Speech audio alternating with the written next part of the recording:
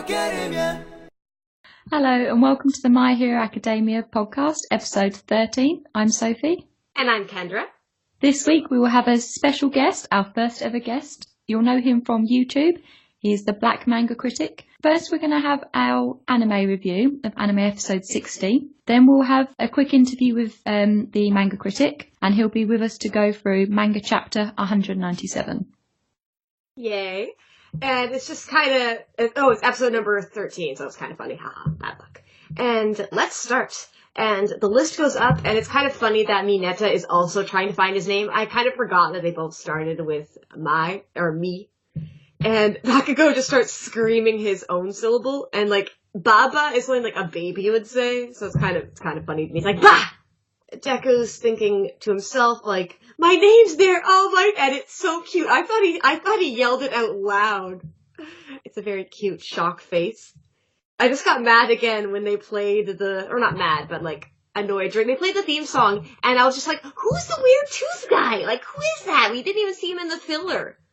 Oh, I don't know. I haven't even noticed the weird tooth guy, but I did notice, each time that I watch it, I notice new things, that Kirishima's pulling a really weird face at the end in the group photo. He's a really strange face. I don't know. And I also noticed, like, it does the thing where it shows Endeavor looking forward, and then it cuts to Todoroki, so it's kind of last episode had them having the same eyes and, like, the same, like, looking coldly forward. And I thought it was really cool they managed to, like, put that in. Oh. Good note. Mineta passed somehow, and I was like, okay, I guess he, like, trapped villains with balls. Momo, like, I think basically everyone passed, except certain people, and Momo says, little strokes fell giant oaks, and it makes me think, I think it was Yoshindo who said, like, you don't chop down a tree all at once.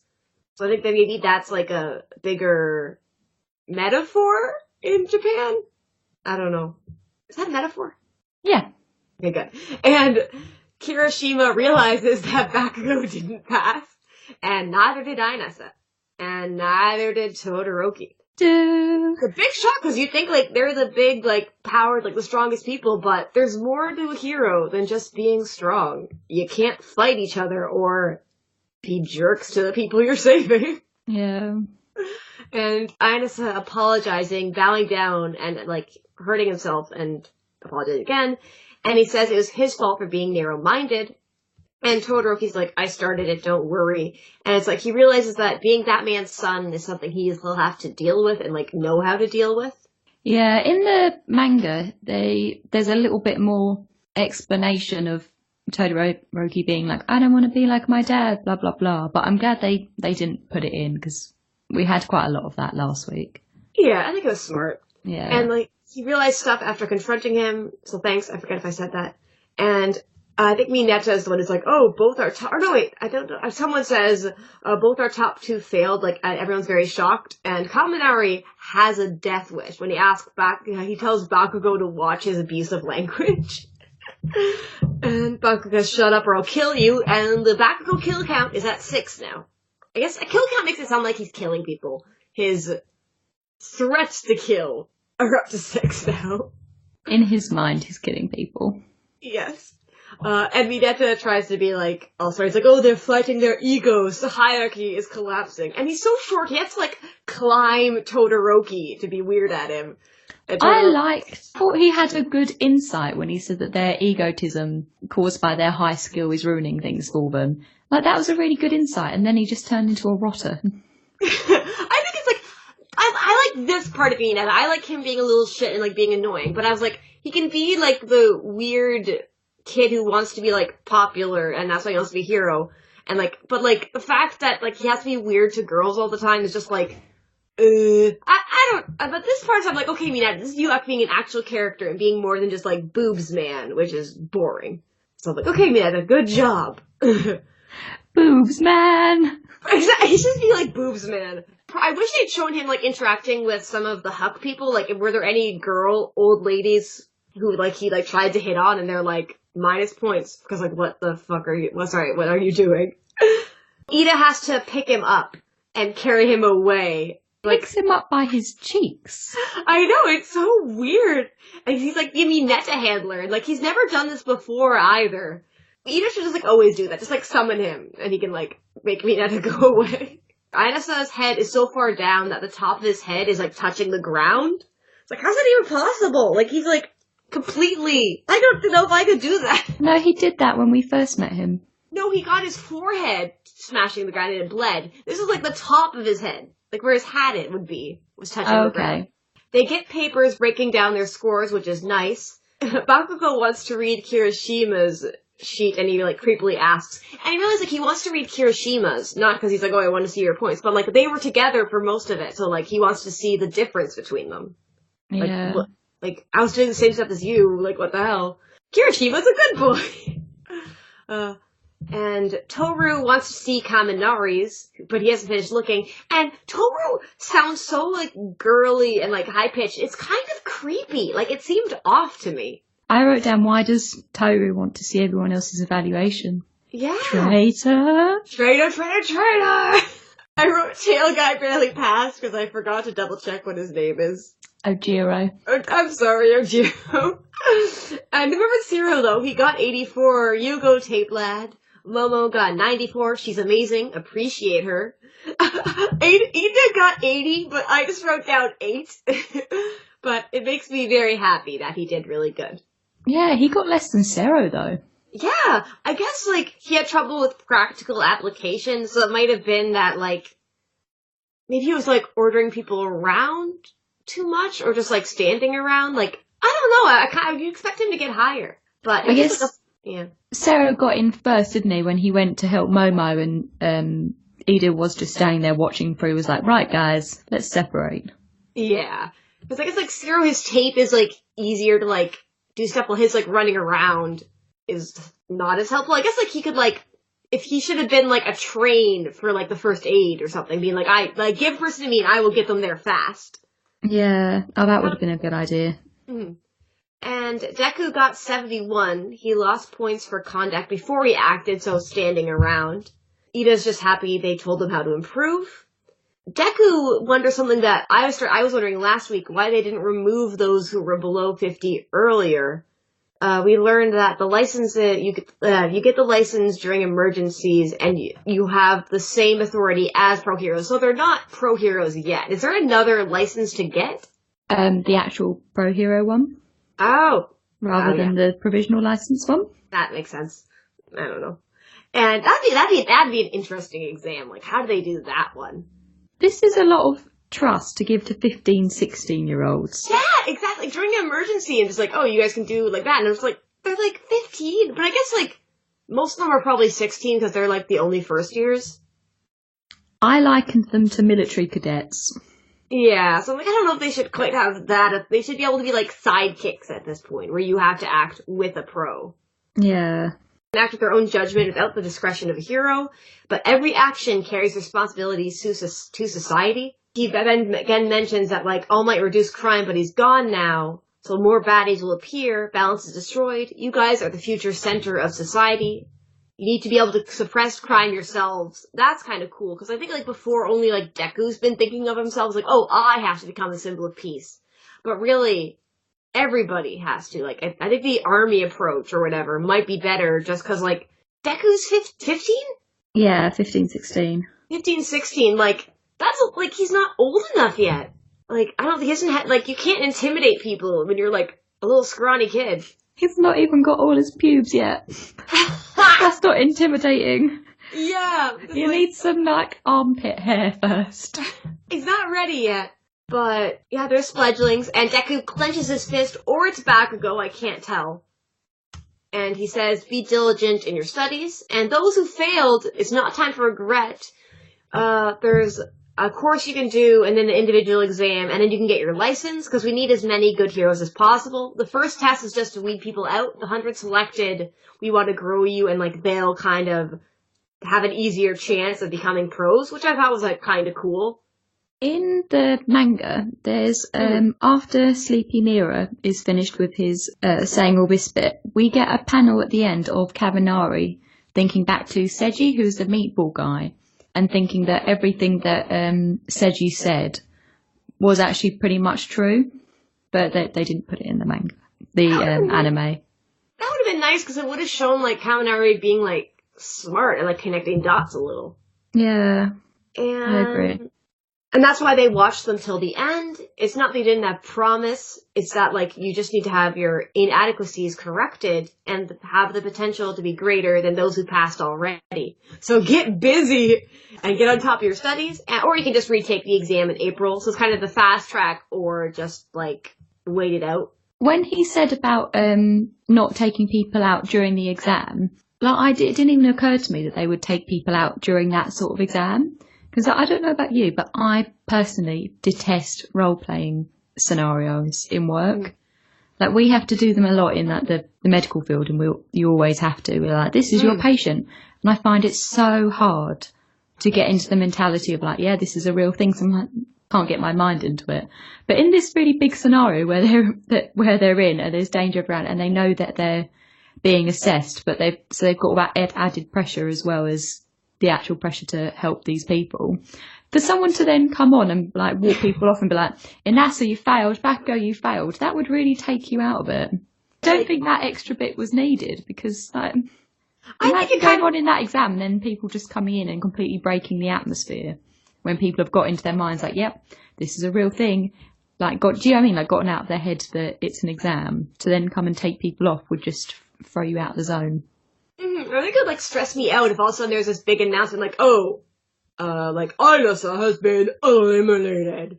I would just be like, shit, they're gonna, like, call my name any second. Like, I think it would take you out, and it would up, like, the anxiety of, it's not, like, it's already super stressful, just like it's a crisis thing, but, like, it would have been, like, stress, like, exam stress, instead of, it wouldn't be what they're trying to test. Really. Yeah, definitely. And Todoroki looks intense. He's like, oh, yes, I definitely want to. And Minette is like, take it easy, because he wants to stay on top. And Ida says nothing as he picks Minette up again and silences him. It's like, good, do this all the time. And Ida's like, Todoroki's like, I'll catch up soon. And it's the first step closer to becoming heroes. And Deku cries over his hero card. It has his hero name on it. Like, the animation is very cute. Ochiko asks if he's crying, and he's like, I've helped so many people, and I caused trouble. It's like, it's for my maturity. He's just, like, kind of, like, rambling. And she's just like, she's glad it makes him happy. Yeah. And he's, like, taking pictures for All Might and his mom. And she just has this very cute smile. Because, like, he passed as well. Like, that's awesome. Like, I wish she'd, like, celebrated a bit more about that. Miss Joke is like, oh, do you want to do joint practice sometime? And, like, that would actually be, like, really cool to see. I'm sure they will do it now that he's mentioned doing a joint practice. But I hope when they do it, they do it at the Ketsubatsu school, because the bits that we saw where the students were practicing and there was a mountainous background, I'm sure that would be beautiful if it was animated by Studio Bones. Ooh, that would be cool. Inasa runs by saying, I'll see you at the special course, but I still don't like you. And sorry in advance. It's just like, why are you doing like a run by, like almost insult? And his footsteps were so funny because it just emphasised that he ran all the way up there just to shout at him and then run off. Just even let him get a word in. I guess the Foley work must have been really funny there. They're like clapping stuff away. And Kirishima's wondering, like, is that supposed to be considerate? Aoyama says he's bold and sensitive. I feel like Aoyama and Ida would be friends. Aoyama is just... because he watches people, doesn't he? He doesn't really have a big group of friends at this point. But he takes in people's personalities quite well. Deku tries to ask the hairy dude how he Nagamasa, how he erased his presence. And he has his pen in hand like a nerd. And the hairy guy's like, we don't have training like that. What are you talking about? And Deku says, but the girl with the big lips said she did. She kept, like, wanting to talk to me more, but then she just, like, disappeared. He says, oh, like, Kami took a taxi, like, and that's super weird. What kind of teacher would let someone just leave in a taxi? Wouldn't they all have to go on the bus? Like, keep track of your students. Oh, yeah, that's true. I hadn't thought about that. And safeguarding. Yeah, exactly. Because I guess, like, oh, I'm feeling sick, but it's like, how don't you have, like, another teacher there that, like, can do stuff? I guess, like, they're mature students who, like, handle themselves, but, like, it's still a bit iffy. And he says, like, oh, she's been weird for the last 3 days. And we learn there's a big reveal. Kami was Toga. Dun dun dun dun. I love the animation they did for this. The goop coming off, and it's like, ooh. And it was kind of funny, like, I couldn't tell who she was on the phone with at first, because I was like, it's not Kurogiri. I was like, who the heck is it? But then it shows, like, it's Compress, and I was like, oh. And I think she's skipped several check-ins, and, like, if one of them gets caught, it'll be major trouble for everybody. But Toga has never been caught. And tomorrow will be happy, and she got a drop of Izuku's blood. And with a drop of person's blood, she can turn into them, and we learned her full name is Himiko Toga. Do you remember your reaction to this in the manga? So I wasn't reading week to week, I just blew through it all. Mm-hmm. But if I was reading week to week, I think chapter 114 ended just with Toga walking off, and it was so well drawn. That the background settings that he drew Izuku having this chat with Nagamasa in, to then switch it to this dark environment with Toga walking along an alleyway. It was such good art. It really switched how you were feeling straight away. Mm-hmm. Oh, I can't remember my reaction. I can't remember if people guessed it or not. But I think, like, I was pretty shocked. I was like, wait, what? I don't know how people would have guessed it unless I don't know, just the world's most amazing theorists. Yeah, I don't think anybody guessed it. I think it was just like, wait, what? It was like, I think those people made jokes like, oh, the two best girls are the same person. But, like, it makes me wish, like, we could have gotten more of Kami. Because, like, she got, like, a drop of blood. And we can talk about this in a spoiler, if we want to talk about spoilers. Because, like, what can she really do with a drop of blood? And, okay, I forgot to have it open, but I think her name actually is kind of a hint at what her quirk is. Oh, her full name contains the characters for my great self, where, somebody, and child, which is like, and the female name suffix. So it's kind of like putting on someone else. So okay. Her name kind of hints at it. I always like being able to try to like find what like the pun or like quirk name might be. Yeah. It's kind of interesting. Then it cuts away from this shocking reveal, and I guess it's not really, I didn't really find it that shocking just because I knew the entire time in the anime, but it was a good moment in the anime, but I don't think it punched as hard. And then we're at Tartarus. All for One is wondering if the new semester has started yet. And I thought you were supposed to devote yourself to teaching, and I had a really silly moment where I thought that All Might was wearing the filler villain outfit. Yeah, because he's wearing his actual All Might costume, but in his skeletal form, it just looks sad. It looks super baggy, and it's not his most recent All Might one. It's like the Golden Age one, right? Oh, I didn't really look at his outfits first. I just thought, oh, he looks so sad. It looks so sad, and like they're talking between plastic, glass, and like I think. They just want to make things clear. And One for All is so creepy. All white face and like no eyes. Just the air mask. And we go to break. I just want to point out everything else is unknown. They don't even know his height. Like they have him in prison. They can measure him. They can measure him. But for some reason we know his blood type is B, which is Deku's blood type. No, I looked it up. So Deku's blood type is O, which is interesting because O is the universal donor. So where they've got a drop of his blood, anyone could actually have that drop because he's the universal donor. And then I looked up Himiko Toga's blood group, and we don't know it. But I'm guessing hers is probably AB, which is the universal receiver. Oh, that would make sense. Yeah. I think B is the type that Stain could control easier. Because I think Stain was B.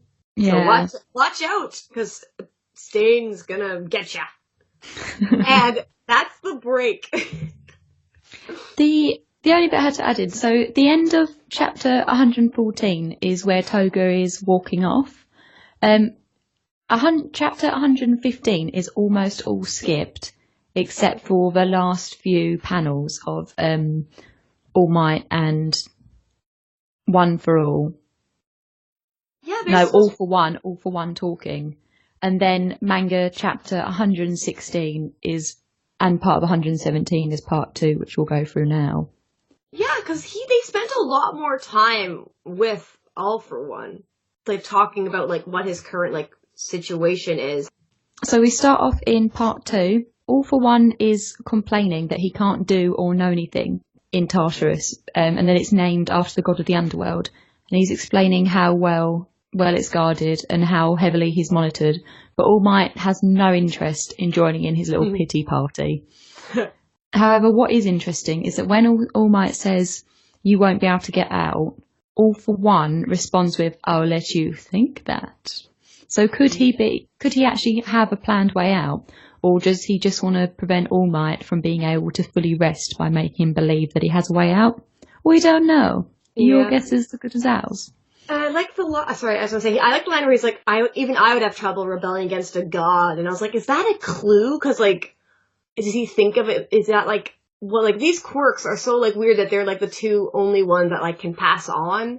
So it's like, there's so much we don't know about All For One, or about All For One. Yeah, there's so much we don't know about All For One and like their quirks and stuff. So it's kind of like, I wonder, is there like more to like how they got their quirks? So I was like, also I just want to say, Tartarus is not the name of the god of the underworld. It's just the dark abyss that was used as a dungeon of torment.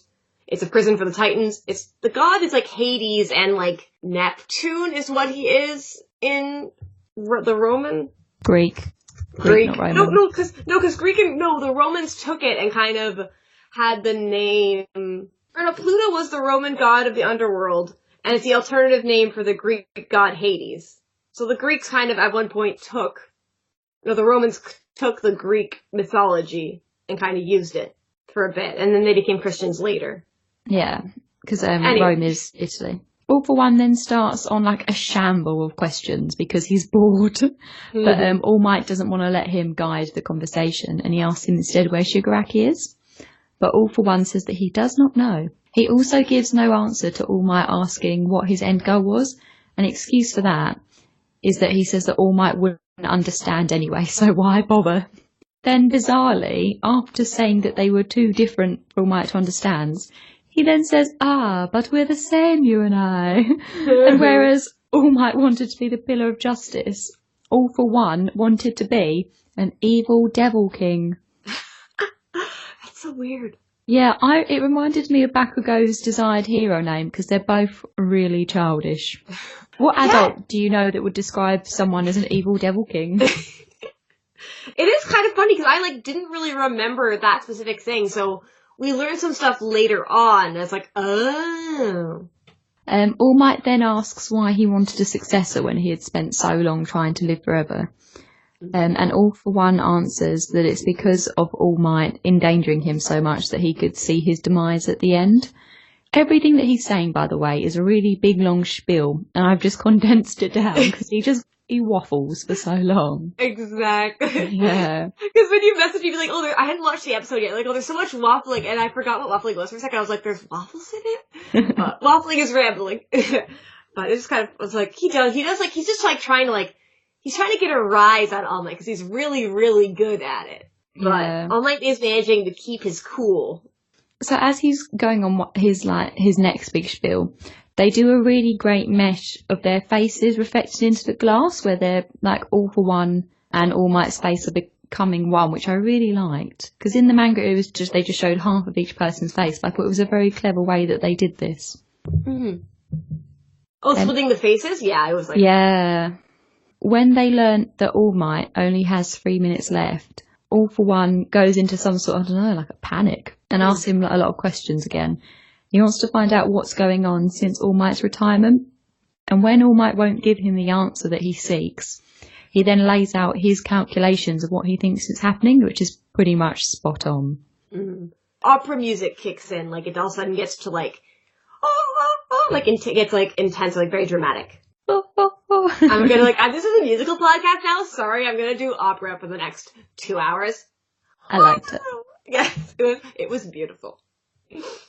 So it turns out that he's right about everyone's concerns of All Might's retirement, as well as their concerns about Endeavour now being the #1 hero, and the effect of those things the effect of the distrust that's now in the heroes from the general population. He predicts that Shigaraki and company will hide for a little while to wait out and see which villain group takes top. And at the end of all this, he then blames All Might for everything. It makes me kind of like, he called his muscular form his, like, fake form. And it's like, it's not fake. So petty, all for one.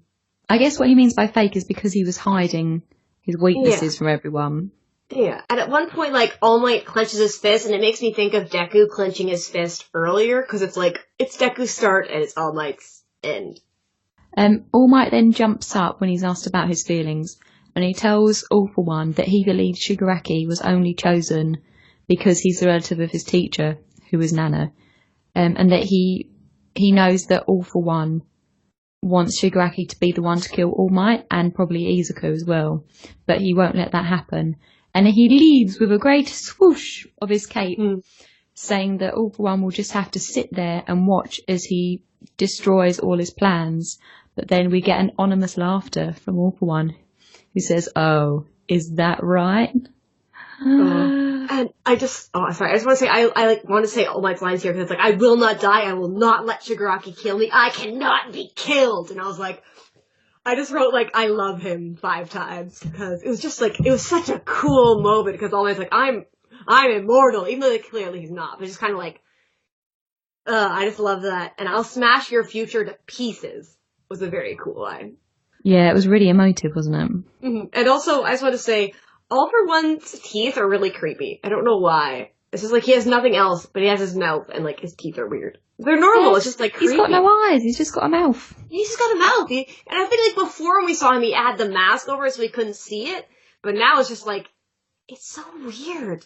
Are those dentures? Like everything else is erect.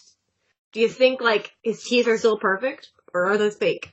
They're probably dentures, aren't they? Or did he get like a tooth quirk so he could have teeth? Oh, what, he stole moonfishes? Yeah. Did they catch moonfish, or did moonfish get away as well? They caught him. I think they caught him. Oh, so he couldn't have, like, long distance taken his quirk. Cut to All Might in the car with Naomasa, his policeman buddy.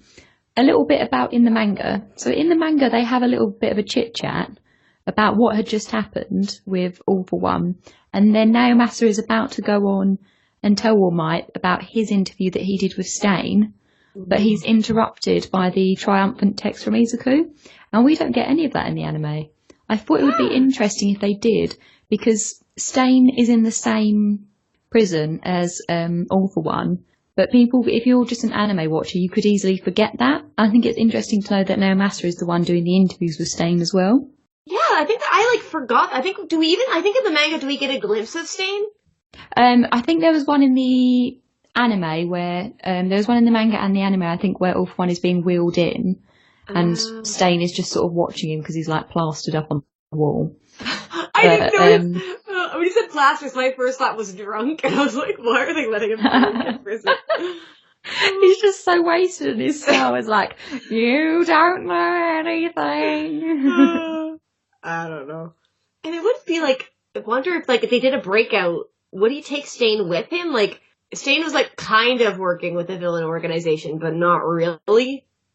So, I don't know. I wonder if Stain will ever come back. Oh, I think he will, because not the anime in this episode, but if Horikoshi has gone to the trouble of showing us in the manga that they're both in the same place, you've got to think that that's for a reason. Mm-hmm. And it also, I just want to say, it cut out, we learned that, if you really care about spoilers, skip this, 10 seconds. But he can't see either. He's seeing through ultrasonic rays, and the electronics here interfere with it, so he actually can't perceive that much. But he was blind when he fought All Might. So All Might gets this happy text from Izuku and gives a cute little smile. We then skip back to Izuku and everyone who is celebrating. Well, everyone bar 2. I just want to have a quick note, because it's only a very small scene. Ochako and Tsuyu in the corner cooing over Koda's bunny rabbit. Yes! And I also, I always forget, Ojiro's tail is, so big!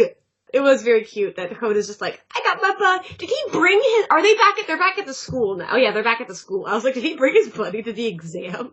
Oh no, they're in the common room. So he just brought his bunny downstairs. Oh, it's a good de-stressor bunny. Bakugo then walks past Izuku and tells him to meet him outside. Later. No specific time. Exactly. I was like, what time is later? I wish they'd just put a little quick cutscene of Izuku just sitting outside drinking tea, like tapping his fingers, waiting for it to turn up. I just like, I thought later you at like 2 a.m. because like Bakugo goes to bed early, so you could just miss him. So we see now that's only a quick scene, and then we see the students sleeping quickly. And the only thing I had to note about this is I put it on my Twitter. But Ida looks like he's wearing the same pyjamas as we see Aoyama's pyjamas in the future manga chapters.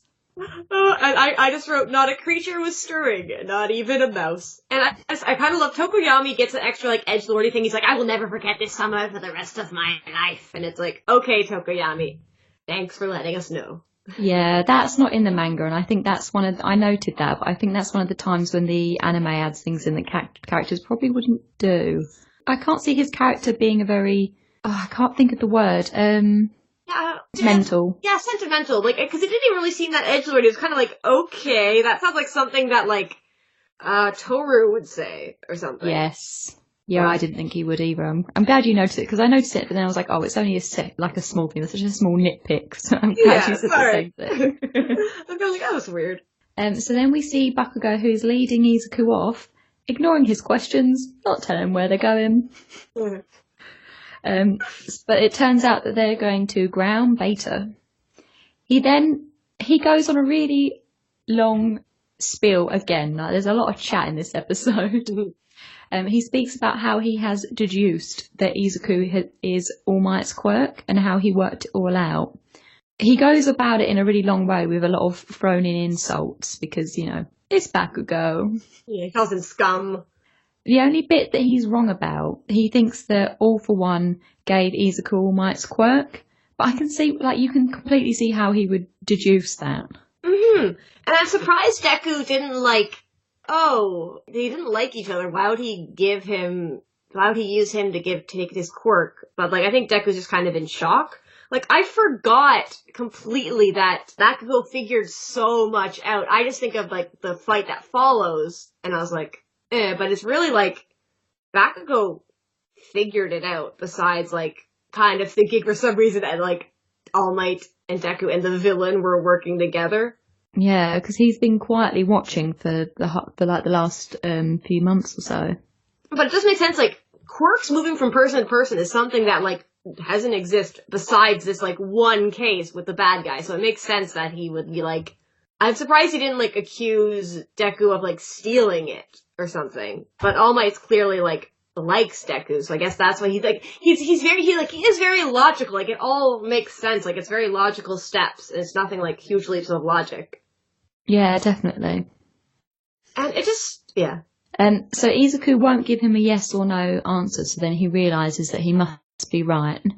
And he's very angry about Izuku rising up from being a pebble to him to being someone that he could fight with, and also that has passed an exam that he failed. And then he challenges him to a fight. Right there and then. End of episode. And it's just kind of silly to me. He's like, oh, let's fight. Because he's like, oh, you passed, but I didn't. And it's not it has nothing to do with quirks for why you failed. It's the reason Deku passed and you failed is personality. If you want to be like All Might, you can't act like Endeavor and be an ass. And I think this is I think it's good that he realized that, but I think I don't understand why he has to fight him at all. Cause it's oh, we both want to be All Might, so the winner gets to be that. But it's I think it's just mad. I think Bakugo might talk about his actual feelings more in the next episode, because he talks about them a little bit more as the fight is going on, and a little bit after this about how he feels about things and how he feels that he affected All Might in the Camino incident. Yeah, I love that, because we'll see that next. But some of the stuff I don't like, I don't know. I have mixed feelings about Bakugo. Yeah, he's very clever, but I guess maybe he hasn't got that adult intelligence to deal with his emotions in a way that isn't violent. Or maybe he's smarter, because if these were teenage girls doing it, not all teenage girls, but I'm going to say me. No, I can't say me, because I did have a fight in school. And we stopped halfway to do our hair. Really? Yes. What? I was going to say, if it was girls, they would probably just not talk to each other for a long time and play the cold shoulder. Yeah. And I was going to use myself, but I can't because I had a full-on fist fight. Did you win? Yes. Yeah, I think I got in the fight. Well, it wasn't even a fight. It was like, it was a fight in drama class. It was a fake fight, but then it turned into a real one because we actually hit each other. Oh, that would a drama fight would be the most ridiculous fight to watch. And the teacher did not realize that we were actually hitting each other. Oh. Because it was a girl I did not like.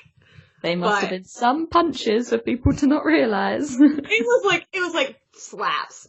Oh, and, it wasn't like painful. It wasn't like super hard, and it was very short, but it was kind of just like, I think one of us accidentally did it, and then the other one did it back, and then it was like, fine, that's fine. I don't remember who won. I think after a while we stopped, but it was kind of funny because I didn't like her. Sometimes you just need to fight it out. Yeah, I think that's very much Bakugo's personality. Like, he talked a bit, and now I think, especially for guys, it's harder to express emotion because it's the masculine, you gotta be masculine, like, toxic mix of masculinity and not being able to, like, express yourself. Yeah. Feel. I think, but also, you said, like, girls have that too, where they wouldn't, like, just wouldn't talk to each other. They would, like, avoid the problem. There's either the thing of not addressing the problem, but just, like, fighting each other, or just both knowing there's a problem and, like, ignoring it. Izuku needs a chance to punch him, but like, you told me to kill myself, you bastard. Exactly. Or just be like, I always just think they're like, oh, they're childhood friends. It's like, oh, that's cute. But it's like, they stopped being childhood friends at 4. That's when Bakugo became his bully. Deku was like, Deku thinks of him as his childhood friend, but like, no, he's your childhood bully.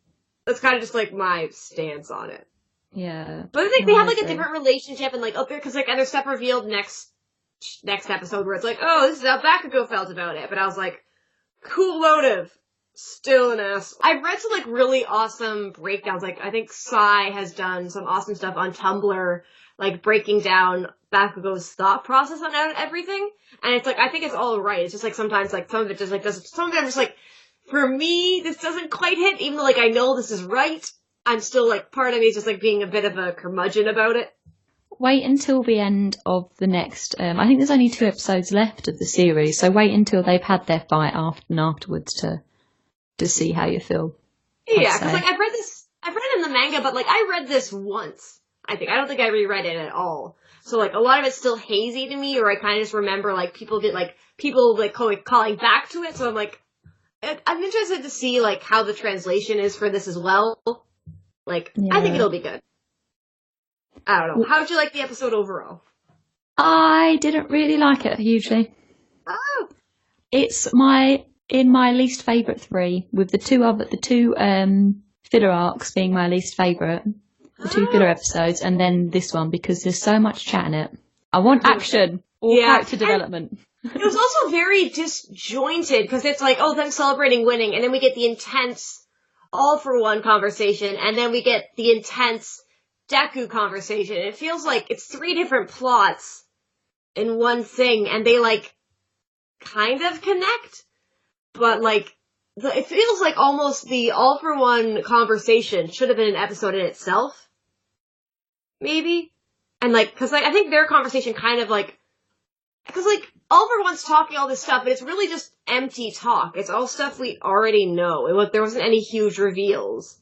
I guess maybe it's just showing more of his character, because he's not like getting all angsty. He's not screaming like, let me out. He's just trying to lead the conversation still. Yeah, he's trying to get like any tidbit of information he can, and trying to just mess with All Might as much as he can. And All Might, I guess like All Might is too much, like, I think All Might should know, like, he's not gonna like spill his beans. But I think All Might was also trying to get him to spill stuff, because like I think wearing the hero outfit is a good way to piss him off. Even when they're in the car, Naomasa is like, in the manga anyway, he's like, yeah, I didn't think he would get anything out of him anyway. It's just kind of weird that it's like a closure to a fight that was over a while. It feels like a while ago now. It should have happened like right after. Like, why did they wait so long? Yeah, it's explaining why All Might wasn't there at the test, but I feel like if he was at the test, he would have been too much of a distraction. Maybe it was just a reminder that the League of Villains are still plodding on. Like, they're going to be quiet for a little bit and then they're going to make a big comeback. Like, ooh, don't forget about All for One. Yeah. He's still here. Ooh. Okay, and do we want to quickly talk about spoilers really quick? Yeah. Okay, spoilers! Stop listening if you are anime only! Okay. The chapter 115 that they completely cut out was the story with Twice. Oh! I forgot when they put that in. That would have that. I think maybe that'll be like after the Bakugo fight. They'll put that in. Yeah, or they'll put it in. It probably won't be in this season then. Yeah, it's a strange character bit to just plop in. Plop. Yeah, I kind of forgot about it. I was like, when was that? It would make more sense to have that like maybe right like during the overhaul thing. And it's him and the League of Villains, and he has having a conversation with like the broker of the League of Villains. I think like it's kind of a random spot. But I'm trying to think like Toga has Deku's blood, but I'm almost 100% sure that she kind of wastes it. Like she uses it during the overhaul arc really quickly.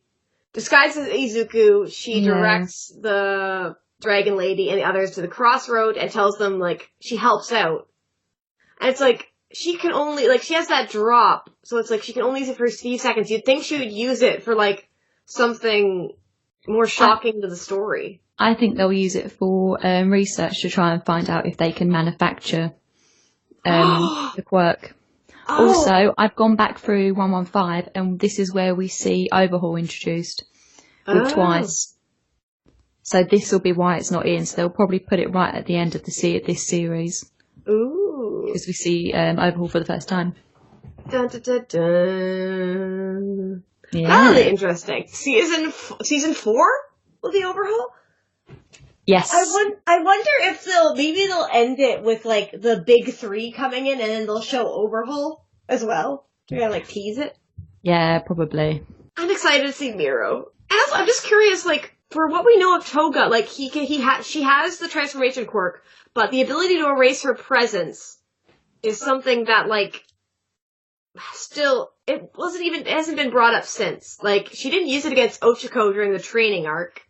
People are theorizing that either she's related to Toru, and she can make herself go invisible for a while, or because there was all that rubble and things around, or she's just really stealthy and quick, and her dexterity is just high, so he thinks that she just appeared out of nowhere, but she was just using the environment to her advantage. Or she, like, de-transformed into something else? Yeah, maybe. We don't really know enough about how, even in the manga, we don't know enough about what her limits and things and her 4 abilities are.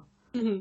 I found it kind of funny during the anime that she, like, kept the hat for her Kami disguise for some reason. She's wearing her Kami's school uniform, though, isn't she? Oh, true. But, like, sometimes she can do clothes and sometimes she can't. I guess this time she's like, okay, I will actually wear the clothes. I just like the hat. Yeah. What rating would you give this episode? And out of what rating? I would rate this your polite neighbour that talks too much to you. I'm, like, in between. I didn't hate it, but I didn't, like, really like it. I just really liked the all-night moment, like, near the end with him being like, I will not die. Was really cool. And he kind of already did that, too. I'm gonna give it, I have 1, 2, 3, I have 3 living cactuses. I'm gonna give it 2 out of my 3 cactuses that I can see. Oh, so you quite liked it. It was good, like, I think I was just still, like, it wasn't I wasn't, like, bored at all. I still, like, found it pretty interesting. It was mostly just stuff that, it's pretty much following what happened in the manga. It's just kind of, like, weird. Anyways, now let's transition into our next segment. This is my hero academia. This is manga news and more. Blows Ultra. Ooh, they're my hero academia. Hello and welcome back to episode 13 of the My Hero Academia podcast. We have here with us.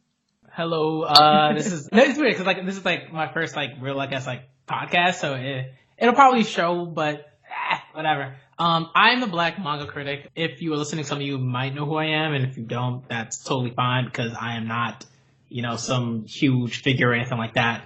I usually review and live react to manga on YouTube, and I would say I have Twitter personality. Like I'm always tweeting about stuff, usually manga related, oftentimes not manga related. So, you know, it is what it is, but I'm really happy to be here. I think this is going to be a dope podcast, and I'm looking forward to talking about my hero because my hero is awesome.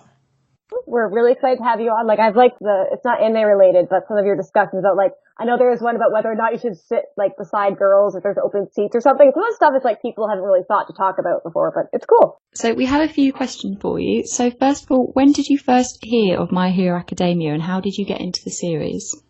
Man. I want to say, I can't remember the year. I mean, like, the year that it came out, I guess. Like, that was probably the first time I, like, heard of it because usually, like at that point, I want to say, what was it, like 2000 and maybe 14, 13 or something like that. I can't remember the exact year, but I know that like when it first began its serialization, I kind of jumped on that pretty immediately.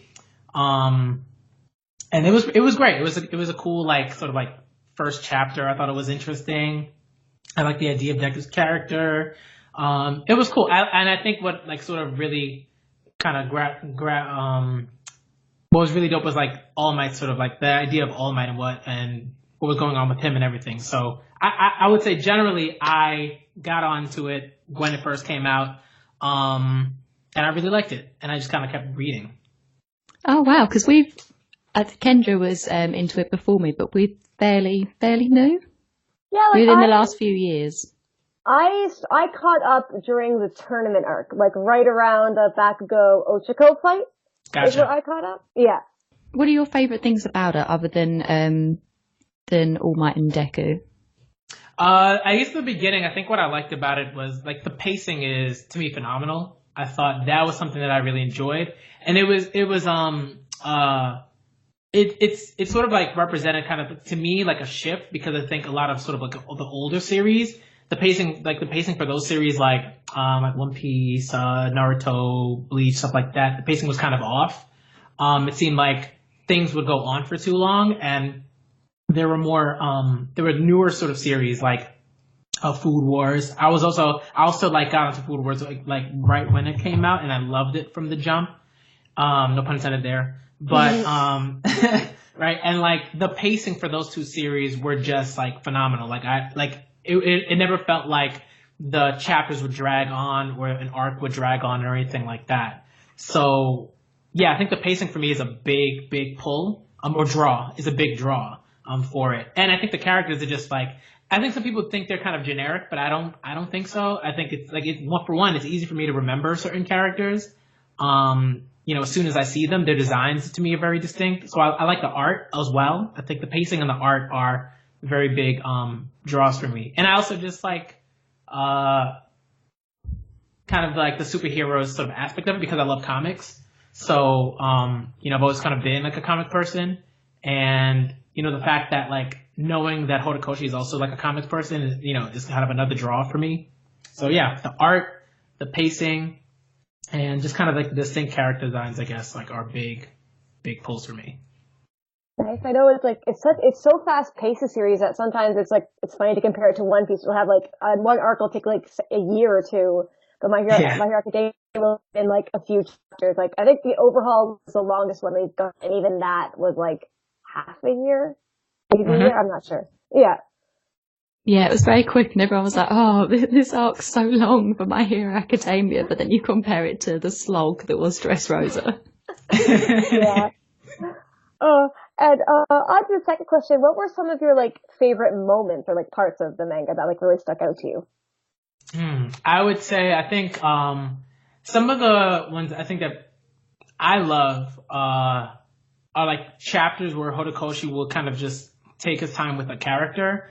Like, I especially love chapters where we'll kind of learn more about, let's say like Twice is like, there's like a distinct chapter. I can't remember the number, but maybe 115. Yes. And like, that's like a phenomenal chapter because he's at the forefront of that chapter, and All Might and All for One's like the beginning of that conversation is like at the end, and we're just like, whoa, like, where'd that come from? But like, I love when Horikoshi like really delves into these characters and gives them like that space. in that time. And so like Gentle, like when he goes into Gentle sort of like backstory, and like he takes a lot of time with that. And Deku has to kind of like, grapple with the fact that like Gentle is not just some sort of, he's not like this, oh, I'm a villain and I have to stop the villain. It's like there is a like nuance to it and there's a complexity to it, and Deku has to kind of grapple with that while he's,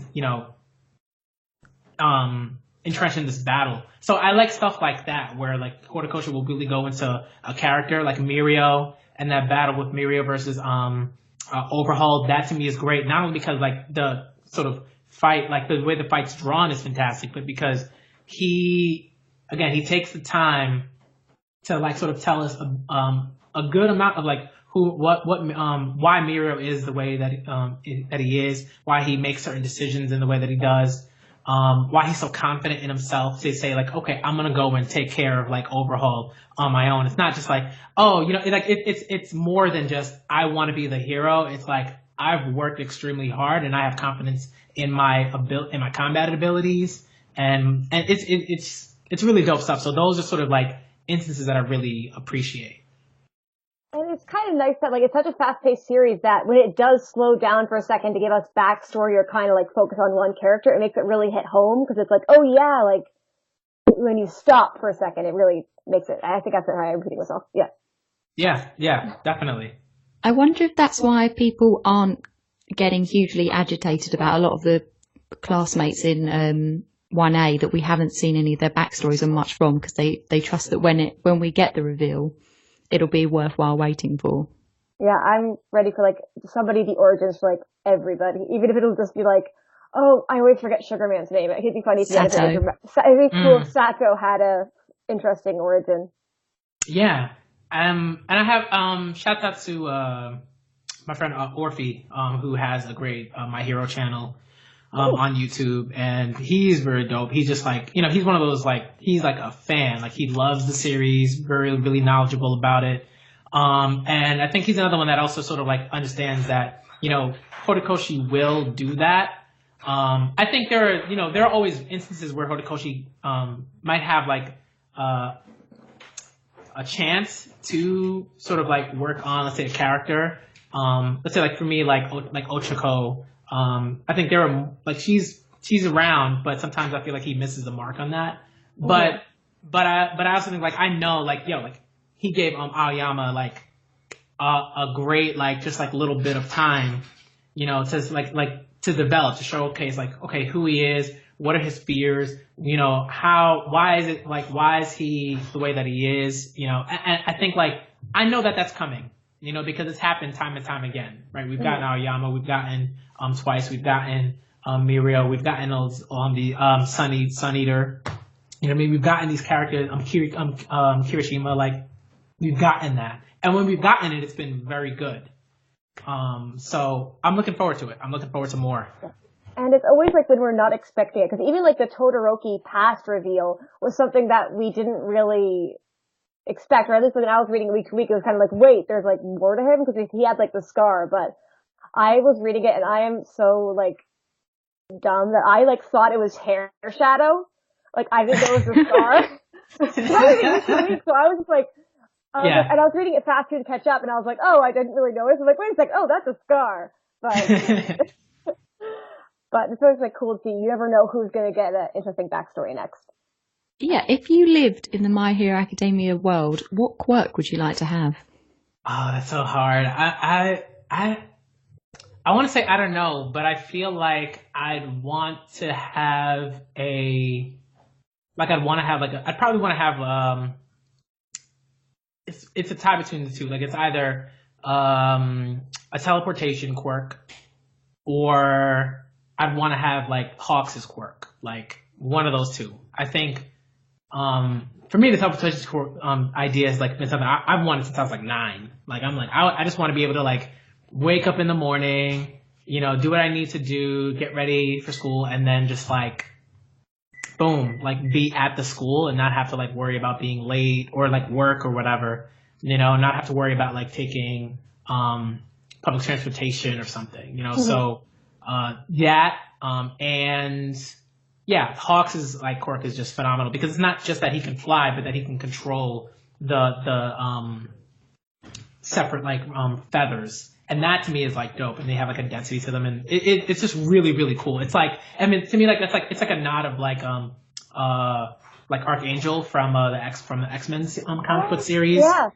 And like when like originally like he doesn't have that like ability to like sort of split off the feathers, like he can just fly, and it's dope. And like, you know, there's some other little things, but the main thing is that he has wings and that he can fly, and it's really awesome. But like when he's transformed by like Apocalypse into one of like his horsemen, like then he has like this ability to like scatter like the feathers and stuff like that, and it's really really cool. And he can like shoot like these kind of like feather bolts or whatever. And to me, it's like like Horikoshi like loves like his comics. Like whenever I see stuff like that, I'm like, oh, he's definitely read like X-Men or something else or whatever. That's cool.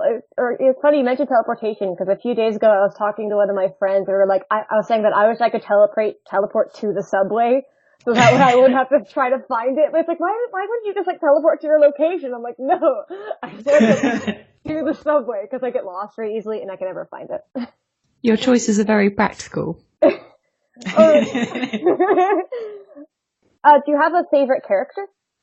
Yeah, I mean, right now it's definitely Kirishima. Like it's funny because at first I was kind of like, okay, like he seems cool, and I understand like his like importance in terms of like Bakugo's character development, but when I got that battle with, between him and Rappa and his backstory and everything like that, that's when I was like, okay, like I like this guy, and not because not even necessarily like, I mean, the backstory's great, but it's because like his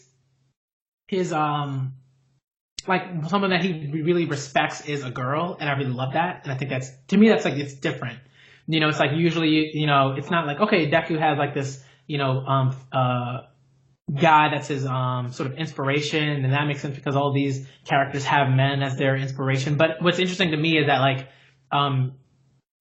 Horikoshi kind of has already done that with All Might, and that All Might's idol is a woman. And to me, that's really dope. So like when I see that happen again, it's like, oh, it's not just like, oh, here's this one-off thing where All Might's idol is a woman, and like, you know, mentor and whatever, or inspiration is a woman, and like we're not gonna see that again. It's like there's another character who's a boy, who also has like Mina, like to me is like his inspiration. He's like, yo, like she is amazing, and like, you know, she kind of like pushes me to be like better than I am at any given point. To me, that's dope. And I want to see more of that. If we get more of that, of more like, you know, women as like inspirations, like to like heroes and fledgling heroes, like that'd be great.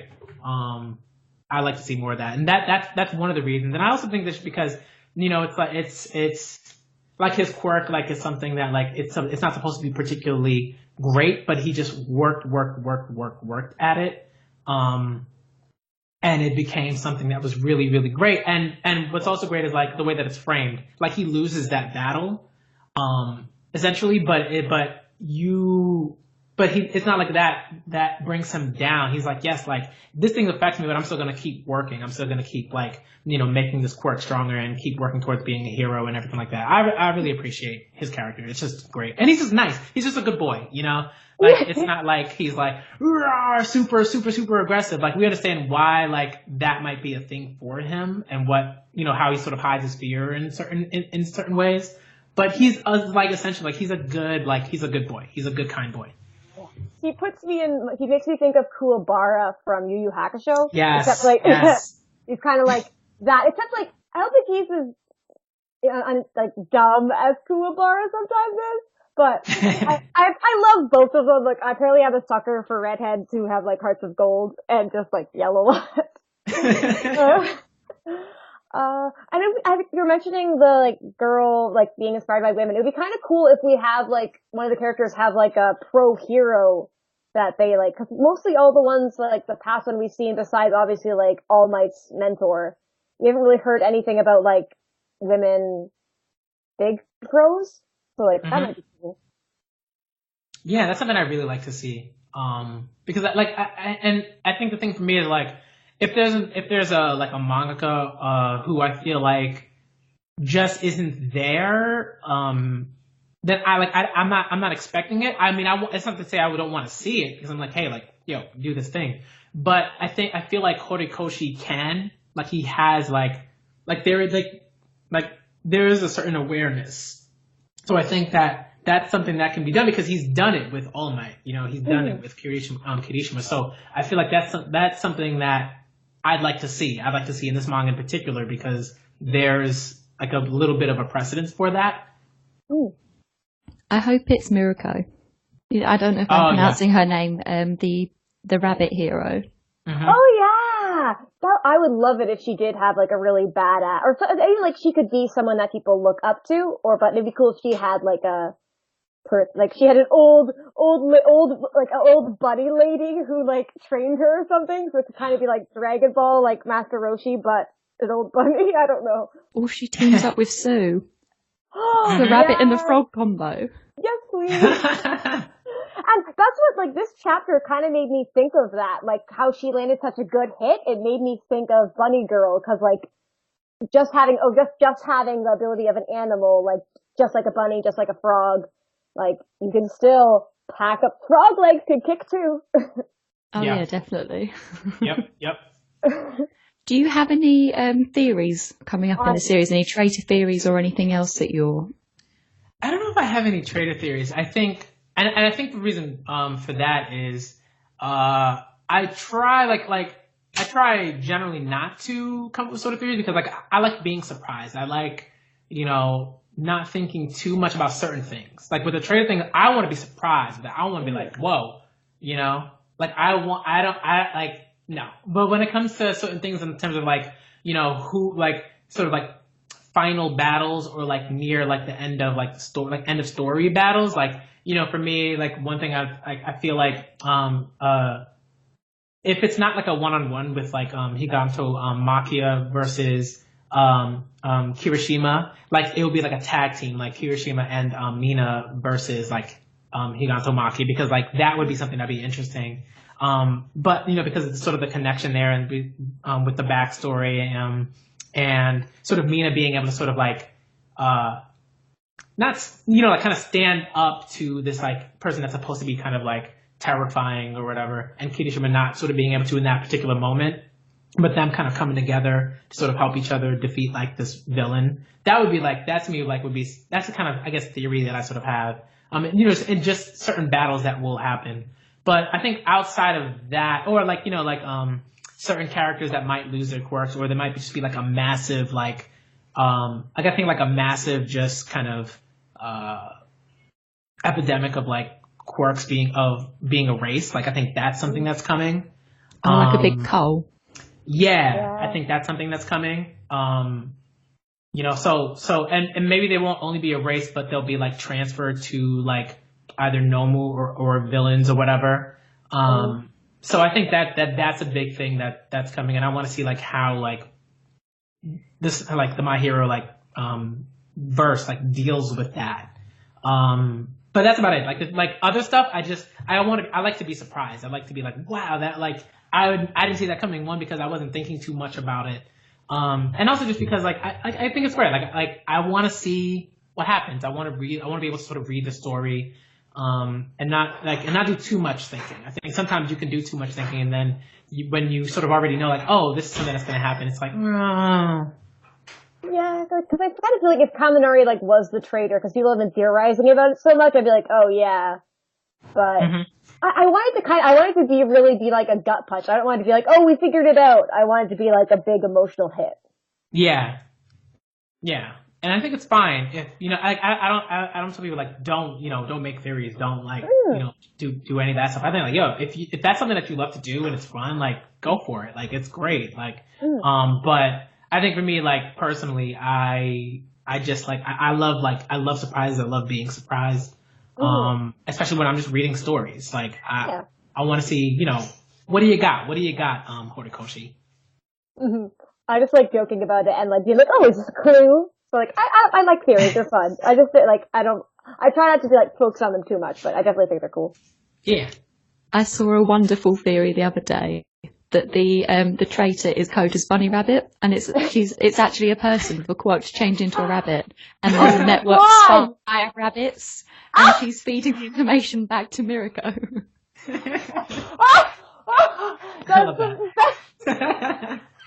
Well, he didn't have the bunny during USJ. Or did he? Was the bunny just roaming around the grounds? No one would suspect a bunny just roaming around the grounds. How did he get the bunny?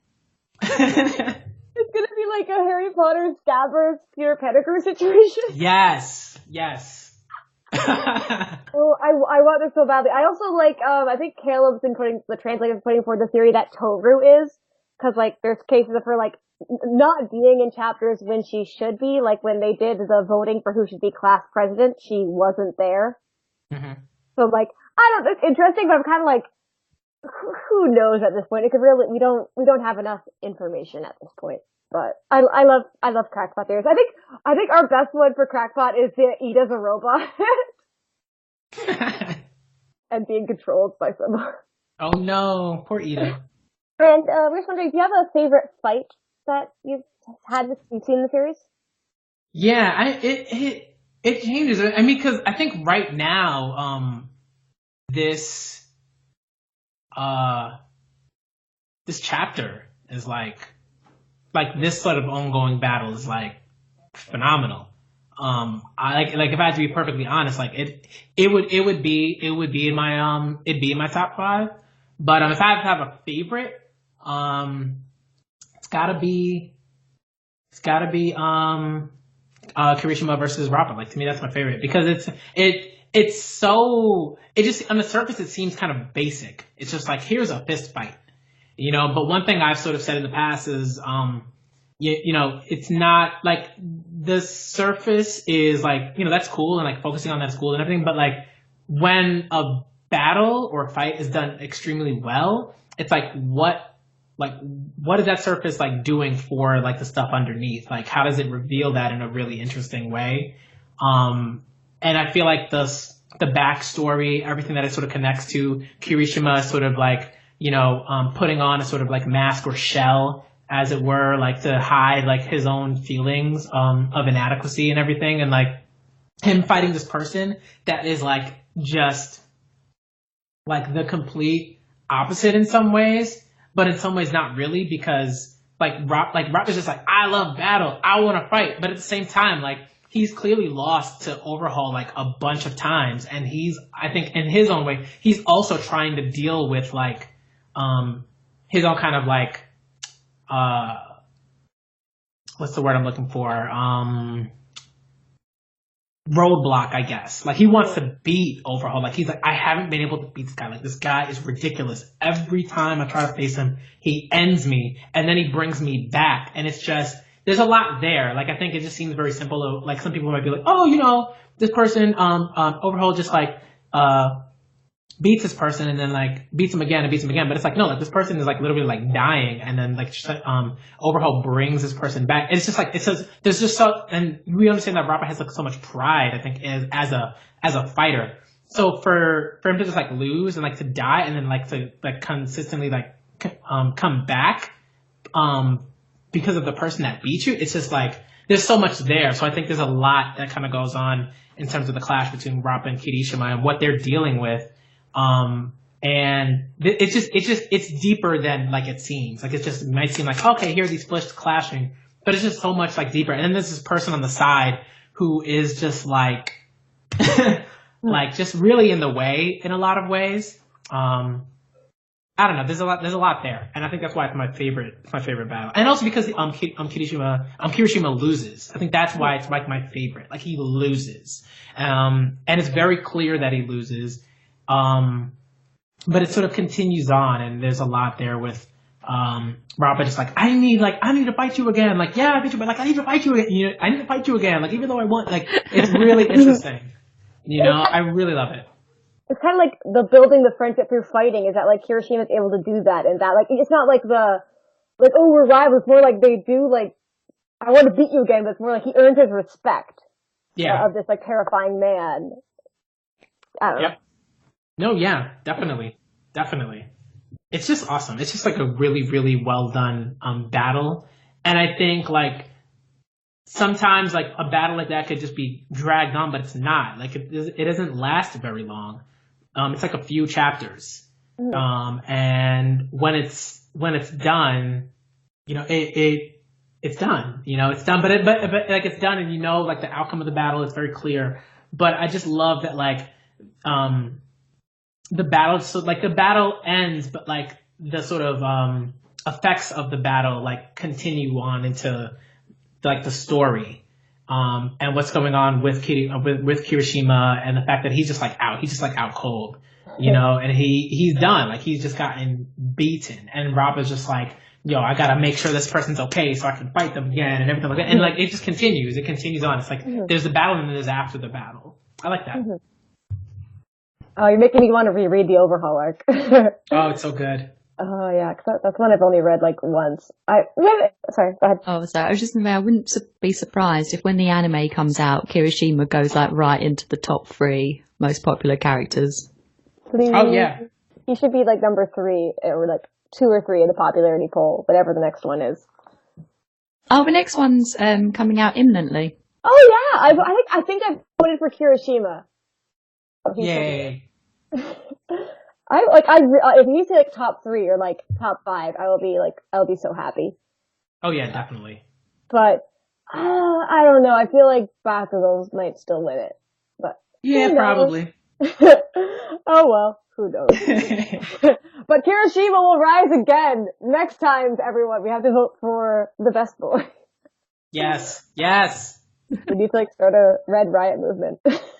Red Riot movement. Yes, I will be a Red Riot fangirl and make people vote for him so that he can win an important prize. Yay. I've nothing.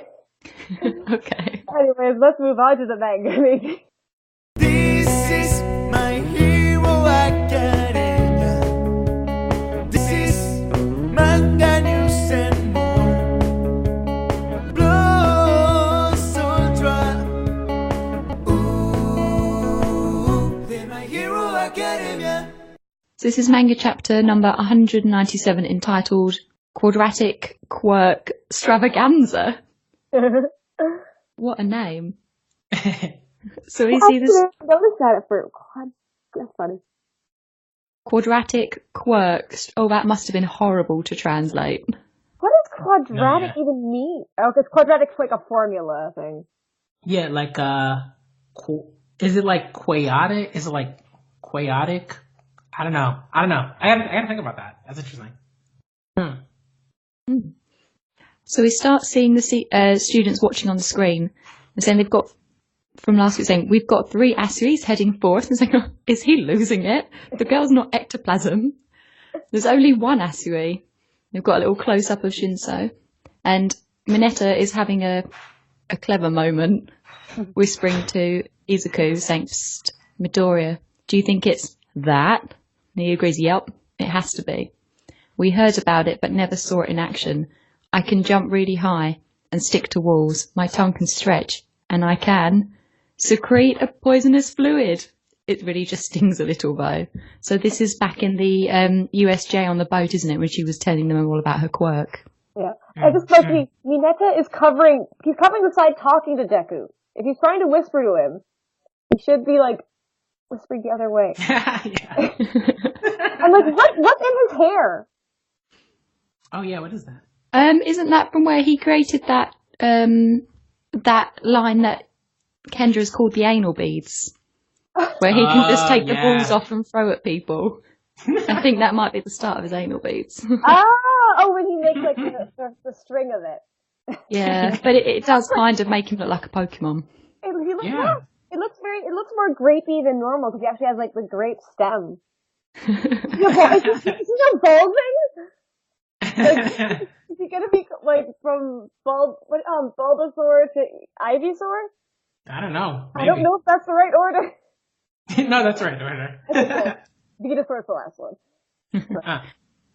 Suzuki carries on saying she must have coated the other two with it, masking their scents. Even if we almost forgot about it, there's no way Class B would expect it.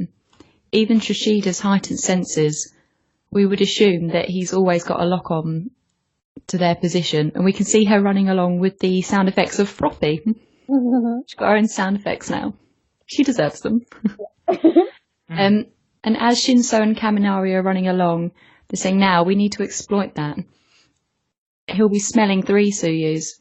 As long as we're out of sight, he won't know who's who. Seems like he hasn't noticed my target yet either. Not seeing any weird moves. The real issue is where the other 2 are. Let's take down Sushinda first and worry about them later. His nose and strength are bad news for us. By the way, are you doing okay, Tsuyu? He walloped you good. Oh, I didn't think about that much last episode.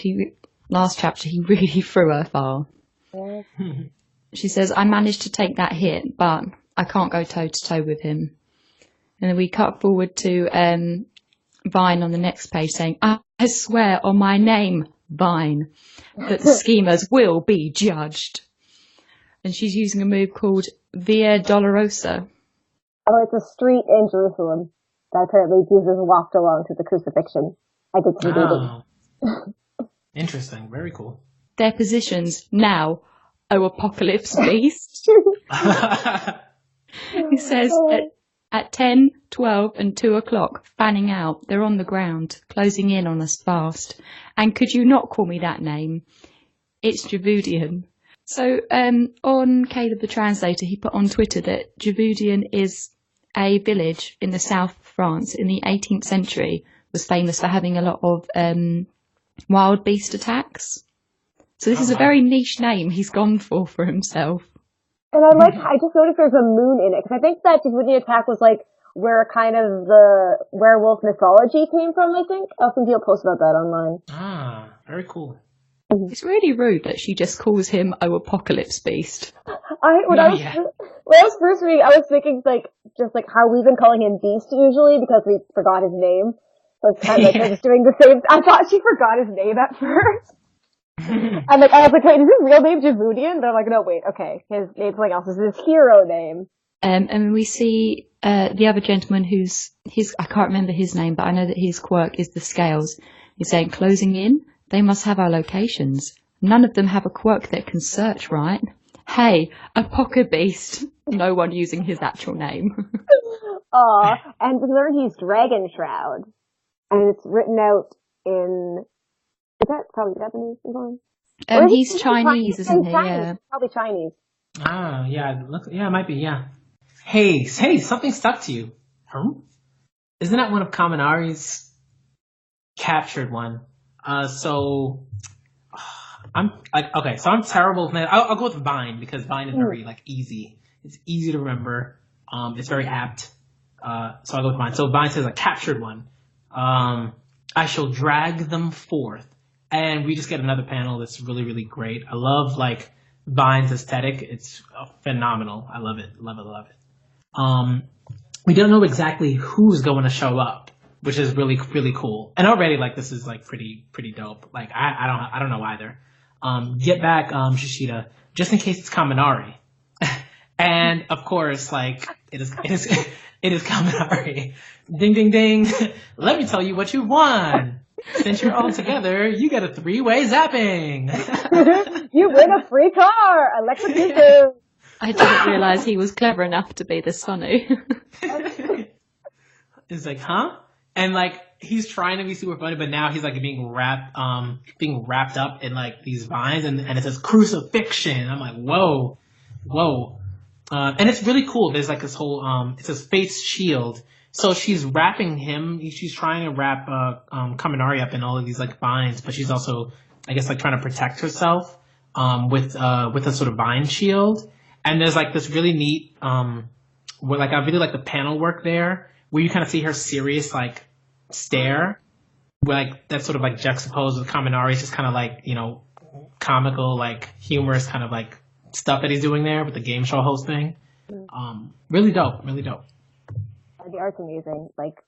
Vine, the curve of the face shield is my favorite part. Yeah.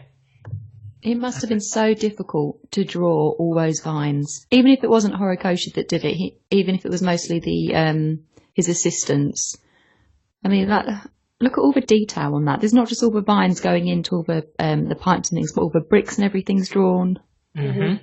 I think I saw online someone saying that like that's why she's not in class A, because Horiko she didn't want to draw the vines. I don't know if that's official or not though. I don't know if that's like from something. Oh, I'd believe that. Yeah. Kind of reminds me of like maybe I'll talk about it later. I'll talk about it later, but I'll keep reading. But the layered vines should seal off his discharge. If necessary, my shield can endure the hit. A flawless counter. And then Kamen Artist like, you sure about that? And then we see like this again, really, really awesome panel work.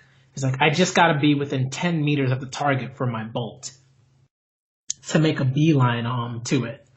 Wow, so there's like a bunch of things kind of going on here. And then the individual with like the dragon shroud and the scales, like the scales attack, they're just kind of like shooting scales right now. And then it's like, and then I think Kaminari shoots like a bolt towards, can't make it up, but I guess towards the beast guy, and like what the I guess the tracker that was on him. I think he's charging the electricity to the tracker, but just as the electricity hits the tracker's being pushed off of Beast by the scales. Gotcha. Okay. And then it's like, huh? And then the dragon scales guy. Okay. Hiryu. All right. So his name Hiryu Rin. All right, and this is a close one. And then Hiryu Rin. So whenever we get like a quirk like panel, it's a quirk scales. He can grow tough scales all over his body to launch as projectiles or use as armor, which is really cool. Very versatile. More coming. Get those vines back up. Very well. Their positions, please, Shishi. Huh? And then Hiryu is like, hey, and then it's like, and then I guess we'll find out what happens next. But really, really great stuff so far. Yeah. And I just realized, like, can Rin see? He has that mask. He has that like the writing, like the seal over his face. So like, can he? Like, what can he see exactly? Maybe it's kind of. I don't know. I hope so. It kind of reminds me of if you've ever read or watched Shaman King. It's like there's like a character like I mean you knew the sort of general premise of Shaman King, like in terms of like the abilities and stuff. Like okay, so like in Shaman King, basically you sort of like if you're like a shaman, you can kind of become sort of one with like spirits or ghosts or whatever, to like either do battle or do various things. But because it's a battle shonen, it's like battle. So like this character looks like one of the like a character like in Shaman King, like early on in the series. I don't know if it's a nod to that, or it might just be a nod to like a general like I don't know, Chinese myth or something like that. I'm not sure, but it's cool.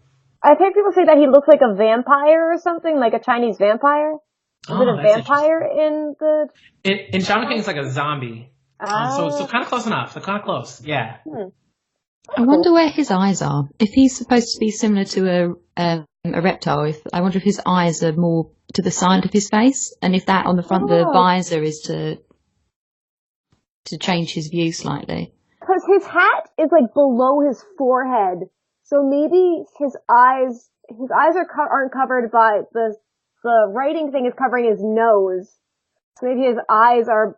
I'm sorry, I'm really silly. He's wearing a visor over his eyes, and then the thing's covering his nose. I thought it was covering his eyes. I don't know. Sorry. Yeah, no, it's interesting. I mean, I don't know. And Rin goes, "That wasn't me talking just now," and Shinso's kind of hiding it in the corner, adjusting his thing again. He has to use both hands to do it too, so that must be kind of cumbersome. But he can't do that in the air really, because he can't fight and change vocal cords at the same time. Yikes, look out, all the vines are coming from, I think this is Kaminari, saying, yikes, look out, all the vines coming from Shishida's location. They must be together. So I like that he's kind of deducing stuff, because I actually didn't know where anyone was besides Beast Guy. And if we get caught, it's over. Do we retreat? Oh, this is a flashback, sorry. And wait, I got a nasty plan. How about I get myself caught on purpose? And he gets to be smart. And they're wary of me, and I'm the last one they want, right? Plus, during the sports festival, she had to use a whole ton of vines to block my shocks. If I charge in there as a mark, she'll have fewer vines to search for you guys with. And that's when you two sneak up from behind and we kind of get Shinso kind of thinking about, like, it's not that I was making light of him, but he didn't really realize, he kind of might have maybe brushed him off as just kind of being, like, not the brightest. But they're sure showing me how much experience they have. Dragon Shroud saying, too echoey in this place. Can't tell where the voice is coming from. Shishida, you got a lock on them? And he's just kind of like frantically pointing instead of responding because he's so paranoid. He's like, pointing? Just tell me, man. You're getting too paranoid. Is one of them over there or what? Sorry, can you edit up the It's one of them. Is one of them over there or what? Hey, talk to me. Yeah. I know it's safer when we can see each other's lips flapping, but, and now he's trying to shoot out his things like, oh, I better snap Shizaki out of it. But she gets whooped away by some tongue. She's managed to, like, throw her over. Asui has managed to throw her over. She's kind of uncamouflaged. There we go. Whoop.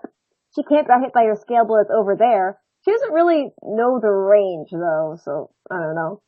She's appreciating, like, oh, she's got some slick moves after all. And just kind of like, it's imagine that's like the sound of a machine gun or something. And she fades away and hides. And he tries to yell, like, Shishida, Asui's hiding. Forget Shinso, give me Asui's position. And he still won't answer. And he's like, ugh, so much for communication. And then an amazing hit from the side. Like, you can feel the weight behind it. There's just a huge thump. And then we cut back to Apocalypse, who says, tracking those scents told me the real Asui is back there, which means the one over here is Shinsui.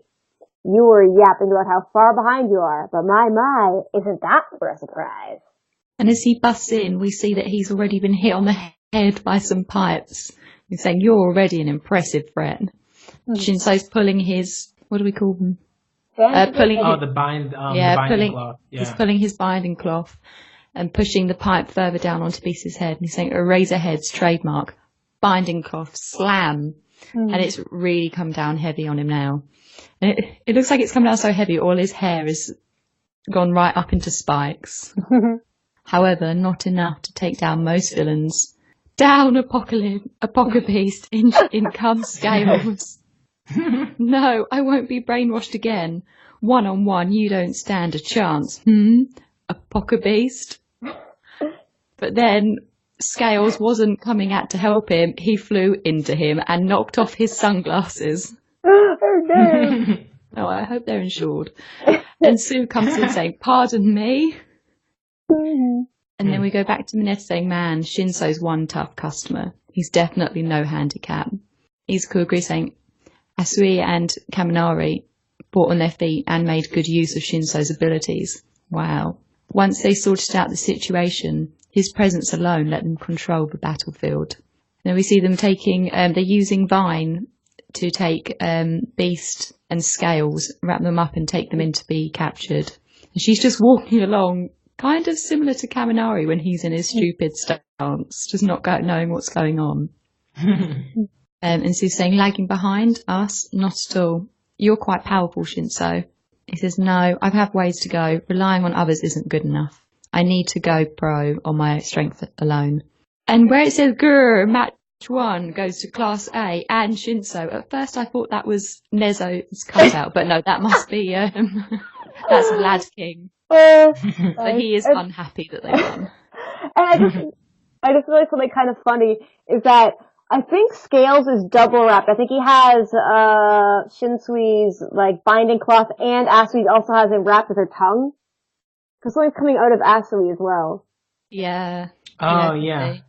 And I also find it funny that it's very important that we see Shinso's hair. The bubble can't be filled in. You have to see his hair. Right. I wonder what Sue's thinking, because she pulls that pose when she's thinking about something, doesn't she? I mean, just wondering, like, what is it, like, I think you kind of have to accept help from others as well. Like, if you can't do everything by yourself. So maybe she's realizing that that might be a problem. Yeah. Could be. Because she's like very aware of like people. She's good. I don't know. She's a good leader, and like she's a good mood setter too. That she always keeps calm. What did we all think of the chapter? Manga Critic, do you want to go first? Sure. I really, really like this chapter. I really like this chapter. And I think sometimes chapters like these, aren't like, might not even be like loved like nearly as much, by fans of the series or people just like that read the series, every other, I don't know, month or something like that or whatever. But I think Tsuyu got so much time to shine in like the best way, because it wasn't just oh, like Tsuyu's smart, she's gonna come up with the plan, she's gonna come up with like the entire plan and do everything. And I remember I was in a stream with Rogers Base, and we were talking about like, the title was like My Hero versus One Piece, but really we were just kind of talking about like the strengths of both series. And I watched that. I watched it. Mm-hmm. And there was one guy who just sort of like said, oh, well, Tsuyu just kind of like, oh, well, here's Tsuyu, she's setting up the plan and blah, blah, blah. And like, that's like really like basic or whatever. And I'm like, no, because it's not just that like Tsuyu sort of setting up the plan. It's that you can set up the plan and like not really be great at like teamwork. Like, but she's great at communicating and knowing the strengths of people, and in a good way, like helping them develop as well. Like, it's not just, oh, here's this plan, let's follow the plan. It's like, oh, here's Shinso has these issues with like working together, and like he's very inexperienced, so we're gonna still make him feel like he's involved, and help him sort of like figure his own sort of way, figure out his own sort of like, I guess, identity as a hero, and figure out teamwork. But we're also gonna like make sure that the plan works out and that we win. Sue's just phenomenal. She's just like really thinking on like, she's just on all cylinders, and like, and even like Kaminari, like she even like makes like, Kaminari, like and I mean, it's not that she makes Kaminari look great, but it's that she allows them to like showcase how great they are actually, and I think that's different. It's different from like using two people as tools, right? As opposed to, I'm gonna like let you grow and like let you showcase what you've actually got, while also like showing that I'm like a badass and I'm awesome too. Yeah, and like she was a key part of the plan too. It wasn't like she was just like having everyone do stuff for her. She like landed several of the key hits really, because she like threw Scales into Beast, and like she's the one who pulled away Vine so she can get Awakened. So really, she had all the key moments during this fight. Really. Mm-hmm. And it was well. Sorry, Sophia. Go. I was just going to say that Kaminari really helped with the plan as well, and he was surprisingly intelligent. Yeah, really. Because I guess like it's nice that they finally had him doing something without him like going into his like idiot mode, as well as like his plan of just like doing the focus zap didn't work, but it still like did work because they were able to like throw them off. Mm-hmm. And like they panicked basically. Yeah.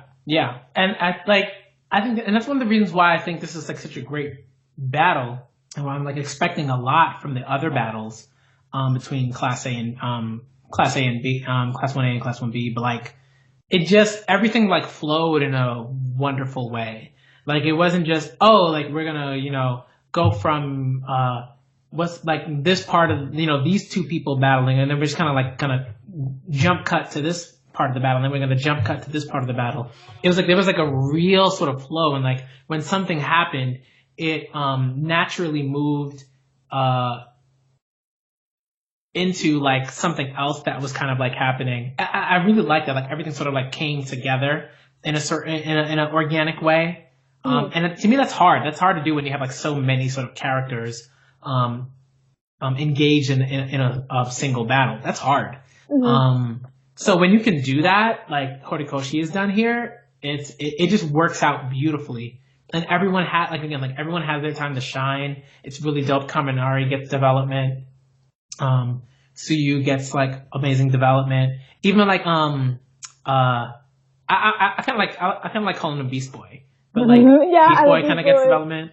They're all like really like I love this battle. I thought it was a great battle, and it's not and it doesn't have to be about like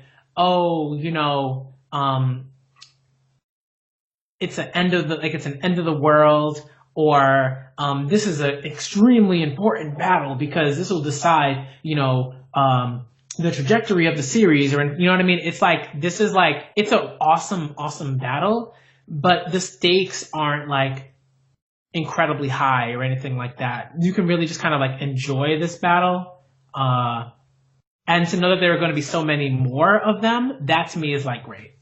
Mm-hmm.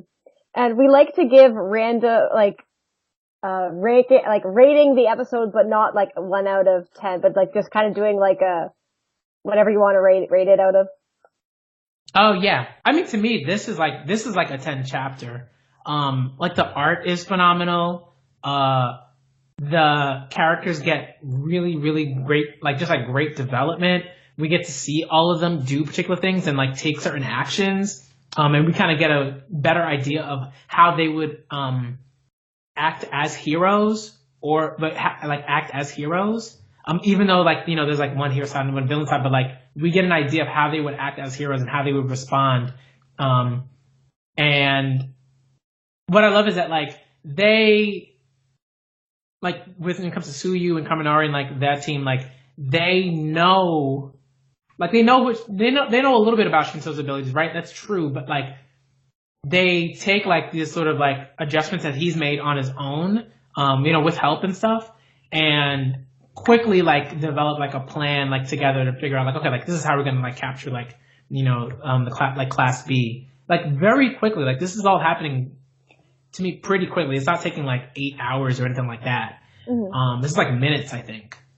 And I think the whole fight was 3 chapters, maybe 4. Yeah. Yeah, the first one, it didn't cover the whole thing, did it? No. What did you think, Kendra? I really liked it. Like, I loved being able to see everyone. Like, it's cool to see the other characters who we know. I know we've seen a lot of Sue and like Kaminari, but it's nice that like Kirishima, even though I love him, he got kind of taken out so that way the focus can really be on these people who we know, but they can really shine, and they're working with this new guy who we've only really seen as like an obstacle for Deku. So now it's kind of him interacting with other people and being like an actual character, and how his quirk can kind of change like the battlefield with communication can basically be wrecked if people like panic and aren't listening to each other. I guess like I'm just kind of sad the fight's over because I started to enjoy it so much, and now like we're not going to get to see these people fight with each other again. We're going to have to wait like for all the other fights before we see Shinso in the last one against Deku, and then he's going to be like he's going to have to bond with those people again, so maybe he won't be at like as his peak condition then working with the people. But I really enjoyed the chapter. I'm going to give it I'm trying to think of something frog-like related. I'm gonna give it, okay. Two frog kicks out of 2. So I just random rating. I really love the chapter, and I'm so glad that like, after we really got a chance to shine, like, and everyone else also got cool moments, but I just love that she actually really did get the finishing move actually. Like, you just think, oh, she threw a guy into another guy. At first I thought it was that the kick went on for so long that he flew, but I think she kicked him and then she chucked him. It was fun. Mm-hmm. What you said about Izuku having to wait to see his fight at the end, I'm interested because he's got his notebook out, so he's taking notes and everything, so I wonder what notes he'll take from the other fights that we'll see coming up, and if he'll use them and if he'll implement them in his team's scenario. I wonder if they'll use like rotating code names or something, because I think the Beast guy kind of realized like, oh wait, he's calling me a Pocket Beast, and Shinso wouldn't know that, but he realizes it too late. So I wonder if Deku might do that, or if they'll like communicate via hand signs mostly, or there's going to be some kind of shenanigans. But I feel like Deku has to get mind wiped at some point, so we can see what that causes of distance is to do. I really liked it. I think this chapter will be one that will be better when you read it through in a volume. Yeah. Like I liked it on its own, but because it doesn't have that that cliffhanger at the end, and it's just kind of the wrap up of the fight, I think when you read it all through, it'll really add to it more than, you know, one of the chapters that you stand out and remember in your mind. I agree. Because like the other two chapters are kind of building up to this, because we get like the starting, then we get, oh no, they're losing, but now, oh wait, no, they're good again. But it's still like, I think we'll look back and be like, okay, that was like a really good fight. It might not be this chapter that stands out, but I think it'll like learning the scopes of his power and like Asui's evolution and like leading and kind of like coming up with a plan. And everyone's like ability to plan and do stuff like spur of the moment is going to be important later somehow. Agreed. Do you have any silly rankings? 5 tadpoles out of 5. That's a good one. Nice. So I think that's the end of our manga review. So Manga Critic, where can we find you? You can always find me on Twitter at the Manga Scholar. You can always find me there. On YouTube, just type in Black Manga Critic and like my videos will pop up. Yeah, that's what you can always find me on YouTube. You can always find me on Twitter. If you need to, you know, my information will like usually be in the description box, like under like my videos. Like if you want to like send me an email or something like that, or if you want to follow me on Twitter or anything like that, like feel free to look there. Yeah. You seem to be on everyone's streams at the moment. Yeah, I think one thing that's that I do try to do is like, you know, like I love being on my own channel because, you know, there are things that I can talk about and say that oftentimes like don't necessarily get brought up on other channels. And that I'd like to see more of.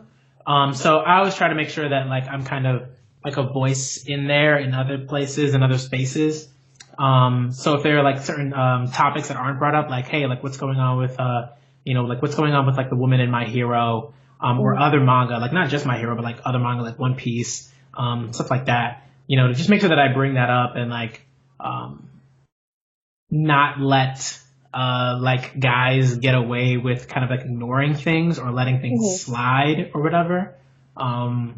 So yeah, I think it's important not only to like, you know, have your own space and like make sure that space is, you know, makes people feel welcome, but to go into other spaces like if you can, and make sure that, you know, change happens, I think. I think it's really good. I love watching your videos and like I get to see like different viewpoints on stuff sometimes. Cool. And everything's very passionate. Yeah. That's one thing. It's like I think that's one that like, you know, people need to see that like you're passionate, especially if you're like doing like if you're on like YouTube and you're a YouTuber, like it helps. You know, it's one of the things like if people like, you know, if you're just kind of like, hey, so this was interesting, Yeah, like that's not gonna it's not gonna convince anyone of like whatever it is that you're talking about, let alone like, you know, convincing them to come back, you know, to view like other stuff that you've done. So, you know, and you should be passionate about like stuff that you're like talking about. Yeah. You know, otherwise like no, go ahead, sorry. Oh, I was or no, you keep going. You were talking. No, I'm okay. Oh, I was just kind of funny that I got in like one of my first internet fight in a while with someone on one of your chats because they were talking about Endeavor, and I was like, no, this is what it is. And I was like, it was just funny. That was interesting. Oh man.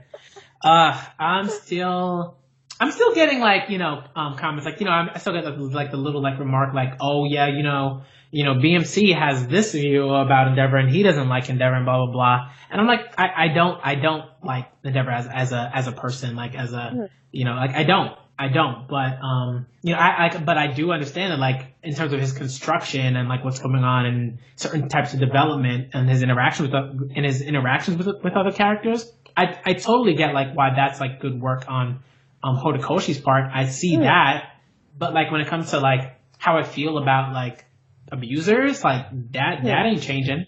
Like that's how I feel. So yeah. It's good to stand firm. I'm kind of in the same boat as you, but I think it'll be interesting to see if he ever comes back or what Horikoshi really plans on doing. But yada yada. But sorry, that could be. We should have like a whole Endeavor podcast, really, because like there's a lot to unpack about him. I really like when people talk about subjects that they're passionate about, but they talk about it as a debate. So like, sometimes when people feel very strongly about something, they won't listen to other people's opinions.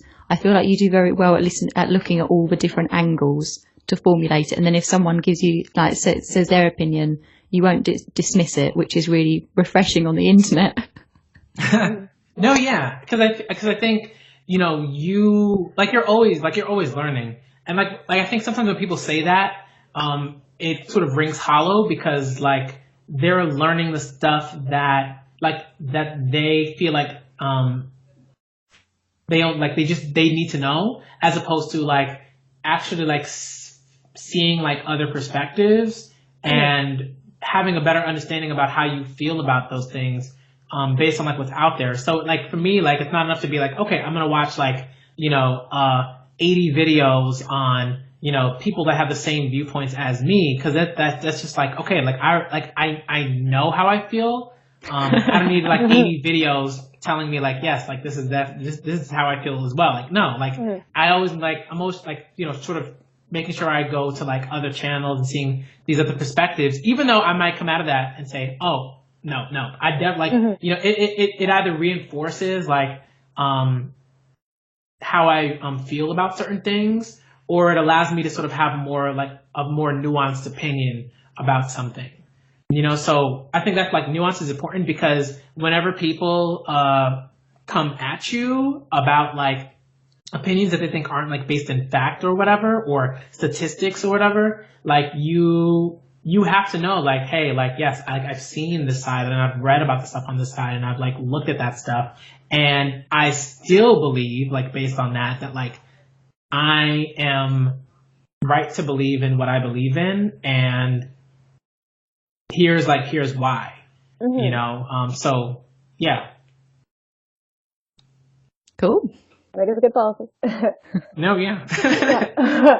Okay, and where can they follow us, Sophie? Oh, we are everywhere. We're on Twitter at MHA Pod. We also have a website that we're very proud of. MHA. Huh? I was saying, check it out. I was being the hype woman. Oh, thank you. No, definitely check it out. mhapod.com. We're also on Tumblr, Reddit. I actually think I created us a Pinterest, We're everywhere. We need to do there's I think there's a lot of cosplay on Pinterest and all. Probably, if you want to do stuff with the outfits and stuff. I need to cosplay from here at My Hero Academia, but I am lazy. And you can find me on Twitter at Chopper's Antlers. And you can follow me on Twitter at Sniper of My Heart. Okay, and so that's all, folks. Do we want to do the closeout? Oh wait, did you have more to say? No. We're gonna do the closeout. Do you know? Okay, Black Manga Critic. Do you know how we do the closeout? I do not. I should, but I don't. It's I'm sorry. We say go beyond, and then we yell plus ultra. Okay. Okay, let's make sure to go beyond. Blah.